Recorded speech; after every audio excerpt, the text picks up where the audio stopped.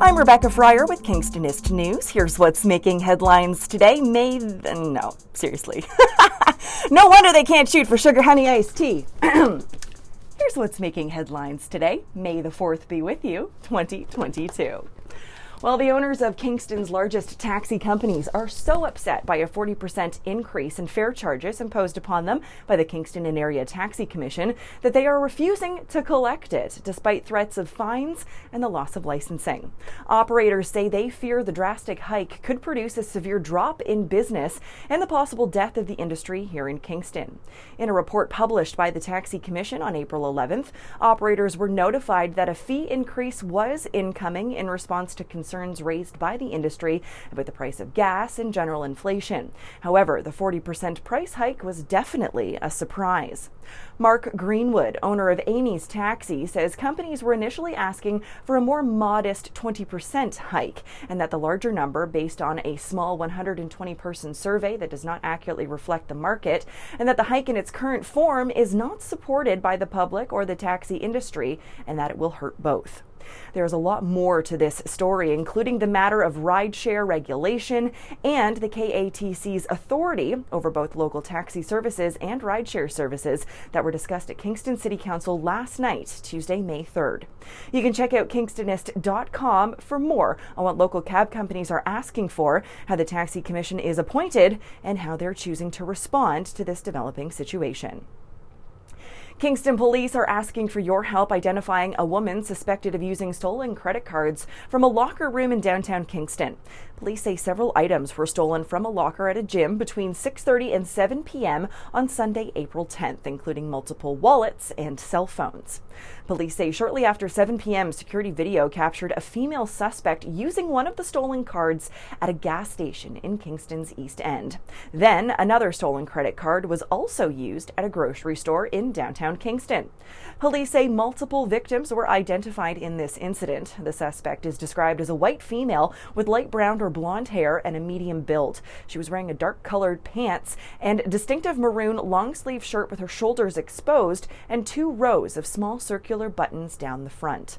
Anyone with information on this suspect or any other tips is asked to contact Kingston Police.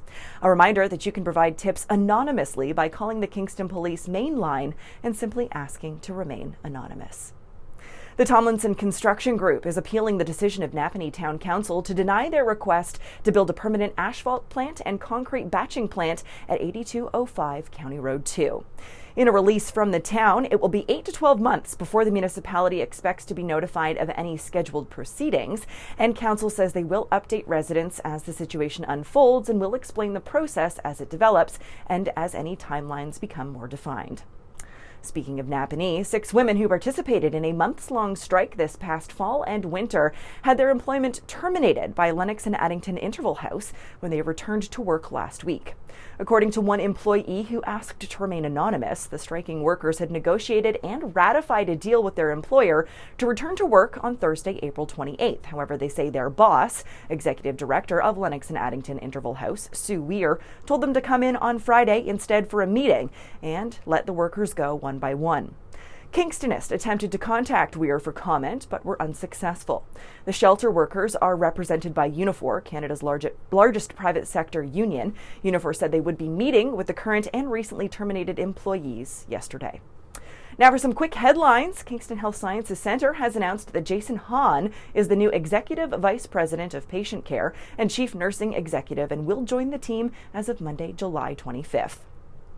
A COVID-19 outbreak at a Kingston retirement residence has resulted in nearly 50 residents becoming infected. Thankfully, they are mainly asymptomatic or have mild symptoms, according to the management team of the facility. Management says there are currently 48 active cases of COVID among the residents since the outbreak was declared on April 28th. And lastly, OPP confirmed there is an ongoing investigation in the Mountain Grove area following reports of a possible incident on May 2nd.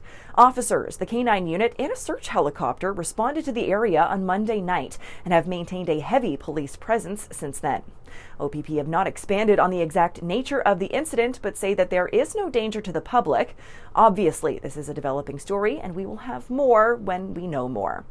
For more on these stories and other headlines, or to submit your own news, visit Kingstonist.com and become a subscriber today. I'm Rebecca Fryer.